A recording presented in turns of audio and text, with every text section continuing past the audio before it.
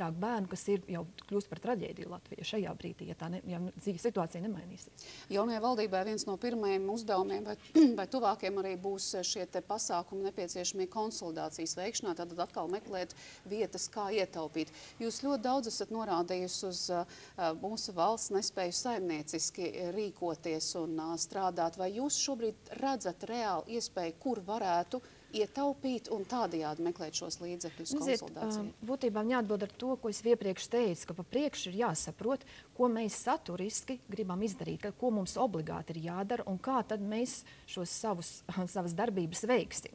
Jo noteikti var samazināt arī ierēdniecības aparātu, valsts aparātu, bet ne mehāniski dieva dēļ, jo ja nemaina pienākumus, darbības, ka šiem ierēdņiem ir jāveic, tad mēs nonākam situācijā, ka tie cilvēki vienkārši pārstrādājās, ja viņi ir mazāk, viņu darbu veids nekvalitatīvāk, tas nevienam nav vajadzīgs. Ja 3 gados neviens nav īsti veicis šādu analīzi un ir faktiski notikusi mehāniska griešana, tad ir praktiski nekādas cerības, ka šogad, stādot nākamā gada budžetu, kaut kas mainīsies. Un tas ir noticis tikai tāpēc, ka visu laiku tie mērķi ir ļoti īsi. Ko mums šodien vajag? Mums vajag uz papīra dabūt budžetu ar noteiktu deficīta līmeni. 100 miljoni vairāk mums nekas neinteresē. Jāmaina šī izpratne par to, ka politiķi, valsts vīri, kuri tagad spriež par to, kurš vadīs valsti un kādā sastāvā vadīs valsti, ka viņi domā par valsti un valsti ilgtermiņā. Un nav tie lēmumi, kur ir jāpieņem šogad, viņiem ir jābūt saistītiem ar to, kā mēs dzīvosim pēc 3 un 5 gadiem. Vai veicot šos samazinājumus valsts pārvaldē, varētu apmēram teikt, cik procentāli mēs spētu gūt šos līdzekļus nepieciešamai konsolidācijai? Es negribu spekulēt ar šādiem lielumiem, tikai redzot, mēs visi esam arī šīs valsts iedzīvotāji, mēs arī griežamies un saņemam kaut kādus pakalpojumus. Ja? Es arī mēģinot saņemt kaut kādus dažus pakalpojumus, ar šausmām konstatēju, cik daudz ir jāsavāc parakstu un atļauju, visa kā pārējā, kas man liekas absurds. Ja? Cik daudz cilvēki ir iesaistīti lēmumu pieņemšanā, kas tikai liecina par to, ka sen ir aizgājuši no izpratnes par atbildību, ka var uzticēties 1, 2 cilvēkiem lēmumu pieņemšanā un nav jāveido briesmīgās birokrātiskās ķēdes. Uzticēties. Bet mēs par to visi maksājam. Ja? Un no tā jau neuzlabojās sniegtā pakalpojuma kvalitāte. Ja? Tā ir cilvēka slēpšanās no atbildības uzņemšanās. Ja? Un tajā pašā laikā mēs par to visu krietni vairāk maksājam. Un tad šī būtu tā iespēja beidzot nonākt pie šīs efektīvās valsts pārvaldes? Protams, jo efektīvu valsts pārvaldi var panākt tad, ja ir zināms katram uzticētais uzdevums, ir atbildība par to, kā šis uzdevums ir sasniegts, ir atbildība par to, cik daudz līdzekļu ir iztērēti, lai būtu šī sasaiste, ko ierēdnis, amatpersona, valsts vīrs ir izdarījis un kā to viņš ir izdarījis. Un kas būs tad, ja politiķi nolēms tagad ātri nogriezīsim 100 miljonus un pēc tam sāksim domāt par ilgtermiņa redzējumu? Tā varēja darīt 2008. gadā, kad varbūt bija jāpieņem straujie lēmumi, ja nebija līdzekļi, lai vispār finansētu ikdienas izdevumus. Ja. Laiks ir pagājis. Tie paši cilvēki, daļa no cilvēkiem ir pēdējos gadus bijuši pie varas. Tā tad ir jābūt pilnīgai izpratnē par to, kā valsts funkcionē, ko var izdarīt, ko nevar izdarīt, ja, kāds ir katram piedāvājums un redzējums.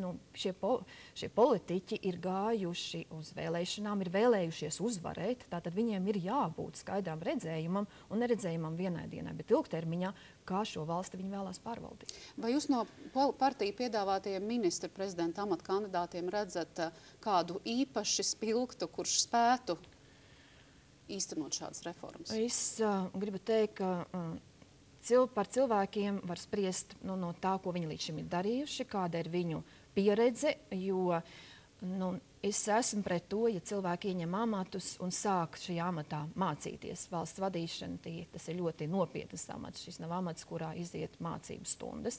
Un mani bažas rada, piemēram, cilvēki, kuri nekad nav bijuši valsts pārvaldē, nav pārvaldījuši varbūt lielas kompānijas, kuriem nav šī lielā laukuma redzējuma.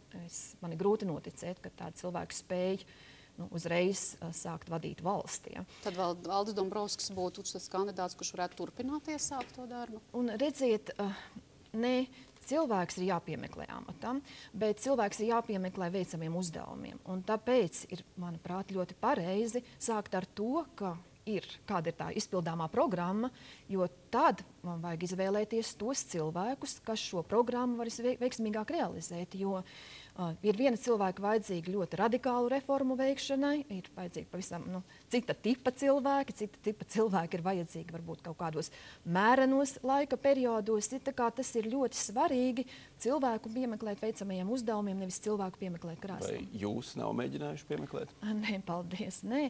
Es arī domāju, ka politiķiem, ejot vēlēšanās, pašiem ir jārealizē savas uzstādītās programmas un savas redzējumus. Tad bezparteisks premjeras, jūsuprāt, nav labākais risinājums? Konkrētajā situācijā es neredzu, ka tas būtu nepieciešams. Var būt situācijas, kurās partijas nespēja vienoties par savas partijas pārstāvi, konkrēto pārstāvi, un veidojas kaut kāda bezizējas varbūt situācija, kur tas ir pieņemams. Ir bijusi Latvijā arī šāda pieredze, kur nespēja sastādīt valdību, neuzaicinot bezpartijisku premjeru, bet es domāju, ka situācija vēl šobrīd nav tāda. Un kā jūs vērtējat valsts prezidenta lomu, izraugoties nākamo ministru prezidentu? Jo viņš arī ir minējis, ka viņš pieļauj iespēju pat atraidīt kādu kandidatūru, ja viņš uzskatīs, ka tā nav atbilstoši tieši pēc šiem pašiem kritērijiem, ka premjera darbs nebūs mācību poligons.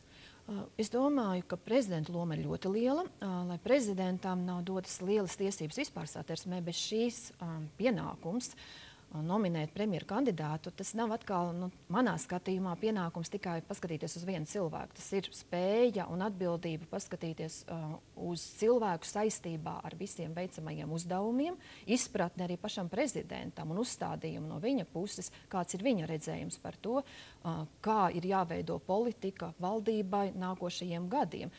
Tas, kas ir pozitīvi, ka prezidents jau ir devis tādus pirmos kritērijus savam redzējumam, un tā kā šī premjera nominēšana tā viennozīmīgi ir saistīta arī ar prezidenta redzējumu par to, kā valsts ir jāattīstās. Vai prezidentam būtu jāpieskata arī turpmākais valdības veidošanas process, pareizāk sakot, ministru amatu kandidāti? Es domāju, ka prezidentam tajās situācijās, un šeit ir diezgan tāda sadrumstalota situācija, tomēr 5 partijas ir iekļuvušas Saeimā, tā nav tāda ļoti vienota grupa. Ja? Tas nozīmē, ka prezidentam var būt arī liela loma pašā šajā sarunu procesā, nosakot varbūt kaut kādus kritērijus, principus, standārtus, redzot, ka process iet nepareizā virzienā.